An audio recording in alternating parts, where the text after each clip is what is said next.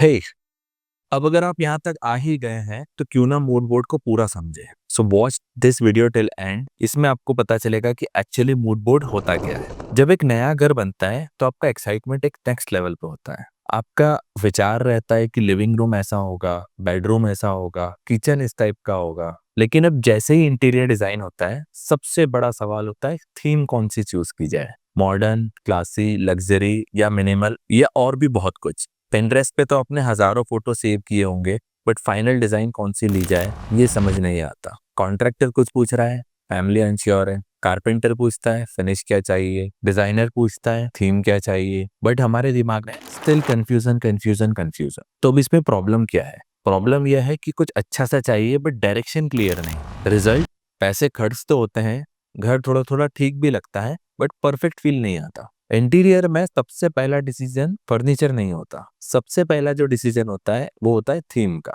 क्योंकि अगर आपकी थीम क्लियर है देन ये डिसीजन आसान होते चलेंगे। कलर कौन सा होगा, मटेरियल सिलेक्शन कैसे होगा, फर्नीचर कौन सा होगा, ये सब चीजें थीम से क्लियर होती जाएगी और पूरा घर एक फ्लो में चलेगा। मूड बोर्ड जो है वो आपको क्लियरली दिखाएगा इस प्रॉब्लम का सोल्यूशन। ये कोई रैंडम इमेज कलेक्शन नहीं, ये एक स्ट्रक्चर्ड डिजिटल गाइड है जो आपको स्टेप बाय स्टेप क्लियरिटी देगा। इसमें आपको मिलेगा क्लियर डिफाइंड इंटीरियर थीम, जिसमें हर थीम का मूड और फील आपको क्लियर दिखाया जाए। कुछ रियल रेफरेंस इमेजेस ताकि आप इसको क्लियर इमेजिन कर पाए। सजेस्टेड कलर पैलेट्स जो वॉल और फर्नीचर का थीम डिसाइड करेगी। साथ ही आपको मिलेगा फिनिश गाइडेंस जो कि आपको क्लियर पता चलेगा कि ये ग्लॉसी होना चाहिए, मैट होना चाहिए, वुडी होना चाहिए, जो भी आपकी थीम के हिसाब से आपको परफेक्ट रहे उसका क्लियर एक्सप्लेनेशन। अब साथ ही आ जाते हैं डूज एंड डोंट्स पर, ताकि कॉमन डिजाइन मिस्टेक सॉल्व हो सके। अगर आप लग्जरी थीम यूज करते हैं तो मटेरियल्स क्या होने चाहिए, अगर मिनिमल चूज करते हैं तो फील कैसा होगा, और अगर क्लासिक चूज करते हैं तो बजट पे क्या इम्पैक्ट होगा।